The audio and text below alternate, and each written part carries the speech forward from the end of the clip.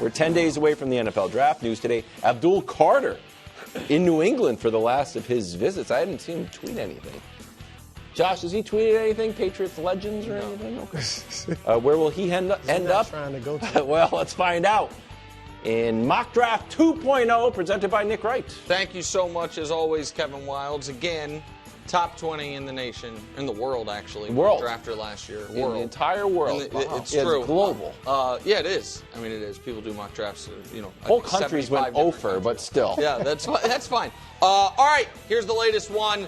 Very top of the draft, picks 1 through 3. They have changed from Mock Draft 1.0. Ooh. They are not going to change for Mock Draft 3.0.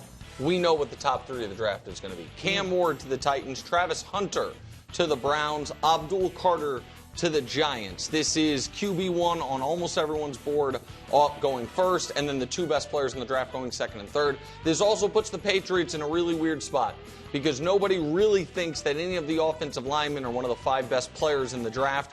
But do they have to go offensive linemen? They probably do. They go Will Campbell. This is a bit of a surprise, I think it would be to some, and the question for the Jags is, because they are invested so heavily in Trevor and because they just hired an offensive head coach, are they going to try to spend more resources on the offensive side of the ball, or are they going to go where they probably need to go, which is the defensive line? In this draft, they go offensive side of the ball, number 1 tight end Tyler Warren. Ashton Genty, I really think that's going to be the Raiders' pick at 6. It's where it was at number 1. I think Pete Carroll wants his latest Marshawn Lynch and wants to win right now. I think the best corner in the draft is Will Johnson, despite kind of an injury-plagued last year at Michigan. And then the Panthers go offense trying to help out Bryce with a polarizing player in Tet McMillan. Some people have him as the number 1 receiver. Some people have him as the number 5 receiver. I am going number 8. All right, next 8 picks. Shedeur Sanders to the New Orleans Saints. Derek Carr, they just reworked his deal, tied him to the team for another year maybe, and now he needs shoulder surgery. Not great, but not that unexpected out of New Orleans. They go with a quarterback. Mason Graham would be unbelievable value for the Bears right there. I don't know that their plan is to go D-line in the first round, but if Mason Graham's there, they got to do it. The Niners need to start thinking about right tackle this year and left tackle long term with Trent Williams. Mimbo, I think, fits there as well. I feel very confident the Cowboys going with a skill position guy. This time they stay home at Texas, get Matthew Golden. The Dolphins still need to upgrade the defensive line. They go Kenneth Grant. The Colts get a tight end for a quarterback room that is a little unsettled in Colston Loveland. Jalen Walker, who might end up going top 10, one of the best kind of combo players, can play edge, can play regular linebacker, goes to the Falcons, who always need defense, and the Cardinals help their back end with Barron out of Texas. Now to the second half of the first round. Mike Green, who flashed huge in the Marshall's few games against top competition. He maybe goes even higher than this. If not, I think the Bengals, given the uncertainty with Hendrickson and how bad the defense was in general, love that, being able to get him. The Seahawks pair one Ohio State receiver, JSN, with another, and Emeka Egbuka, John Campbell, the do-it-all linebacker from Alabama, goes to a Bucs team that doesn't really have a ton of holes, but has always had really good middle linebacker play, and those guys are getting older. The Broncos add to Bo Nix's weapons with Luther Burden out of Missouri. The Steelers invest on the offensive side of the ball, but not in quarterback. They get a Marion Hampton, which, Brew, you'll like, kind of called a poor man's Derrick Henry by some big bruising running back. He dropped in you had him high. I think I had him 17 or before. Yeah, it didn't drop too far. Aziriku, the edge, Harbaugh addressing the trenches.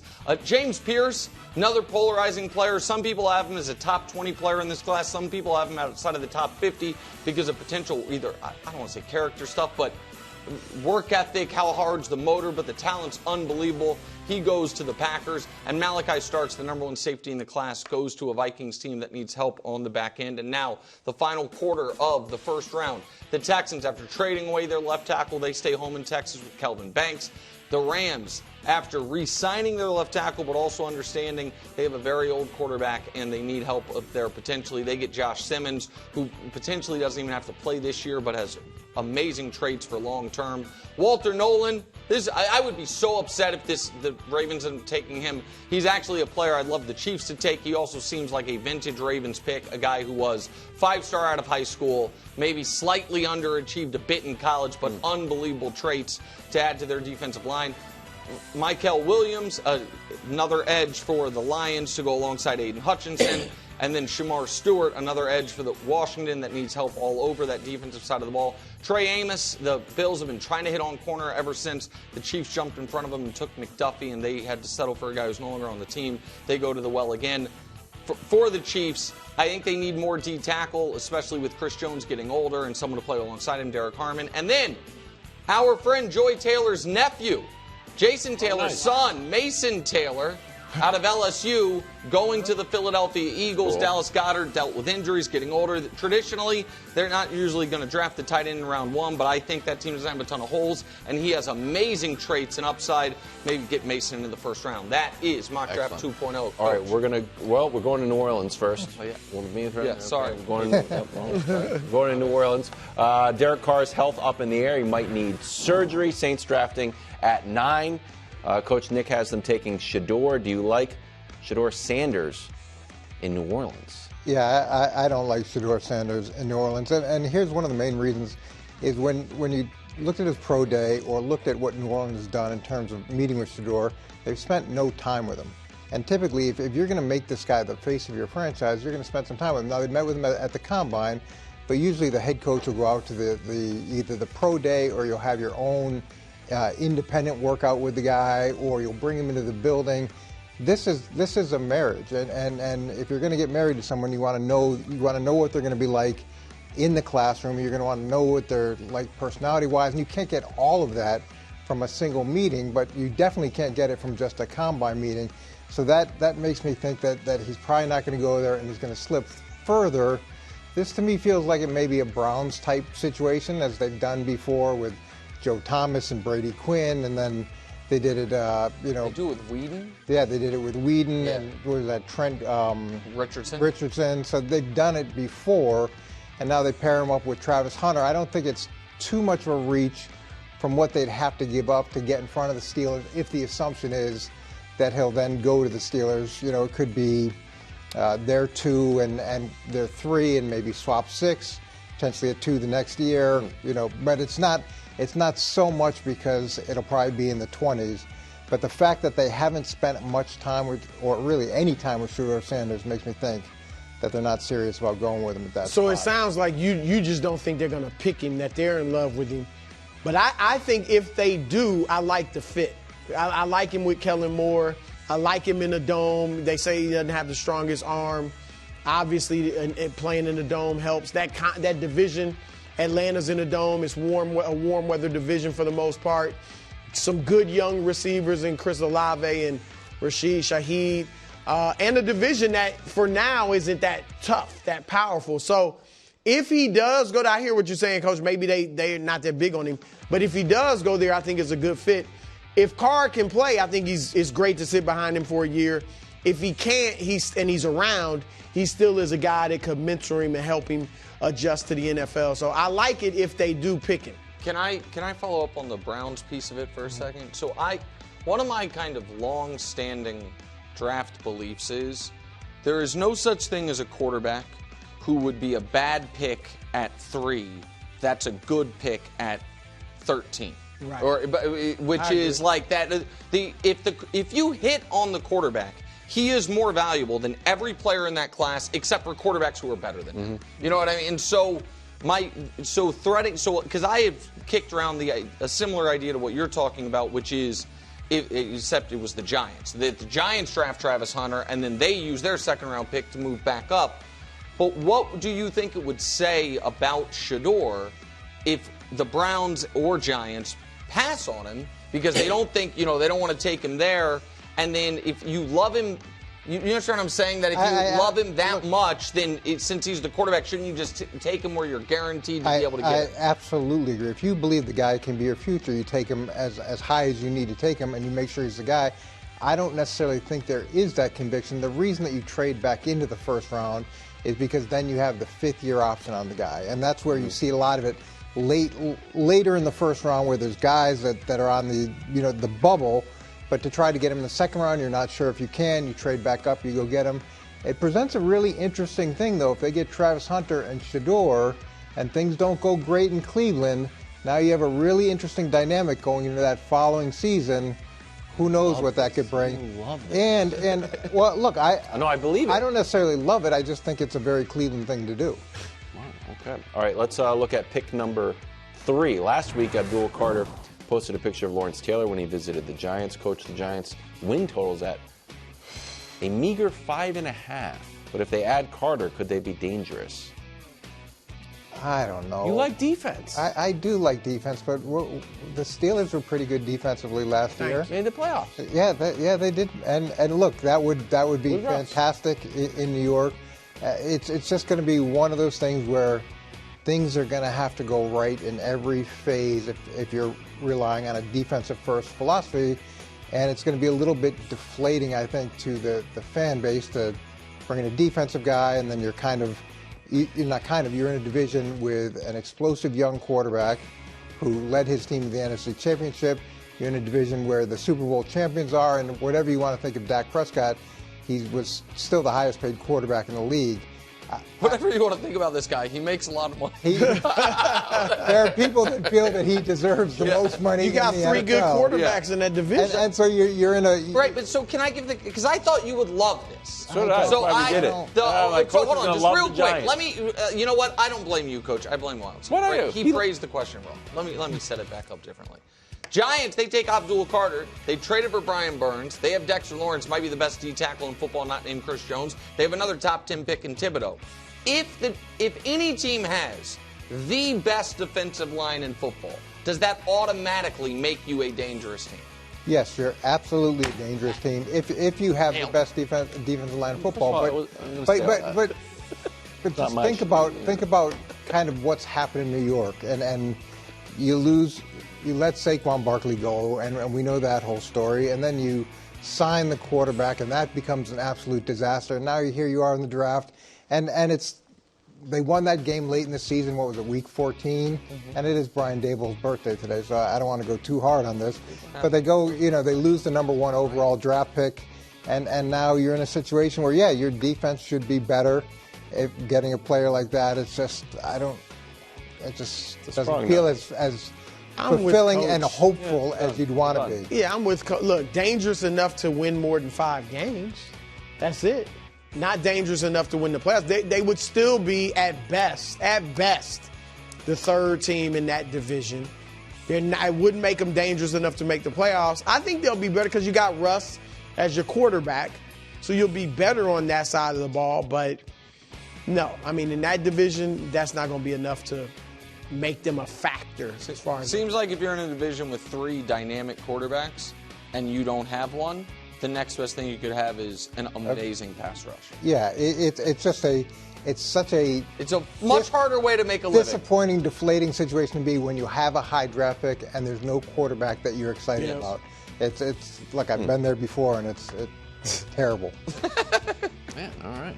All right, let's go to pick number 6, Ashton Genty to Vegas. Pete Carroll loves a good run game. Now, I thought that you liked the Giants in the defense, so I'm going to set myself up. Coach, do you like could the Raiders make some noise by adding Genty to Gino's team? Yeah. Oh, gee whiz. This is what you like, running the ball. I do, and they're 32nd in running the ball. Yeah. Last year, they were 32nd in running the ball, so I get that. There's a lot of stuff to like about Ashton Genty, and he's explosive. I don't know if he's Saquon Barkley explosive. He doesn't really catch the ball, at the level that you'd like for a running back of his style. And then let's just look at what Pete Carroll's done historically. So if we can pull this up, Pete, this is the Jets, this is the Patriots, and this is his time in Seattle. So when he had the 12th pick, he took Aaron Glenn. and then you go right on down the line, and typically for him, it's either going to be offensive linemen or cornerbacks. Now, I could see this being more of a Will Johnson type pick. You go get a cornerback, you've got Brady there, you got the Michigan connection. You know, that's a possibility. But usually they're going either big or cover. He's going big or cover guys. That doesn't mean that you couldn't, you know, bring in an exciting player like this. Just his track record is not to do this over time. Contenders? Okay, prove. I'm looking at the bar. Yeah. Contenders for what? The playoffs.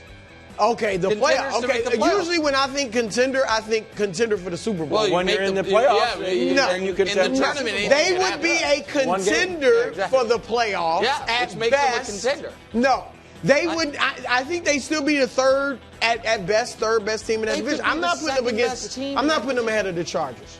I'm not putting them ahead of the What have Chargers the if they Chargers get ever jinxed. proven?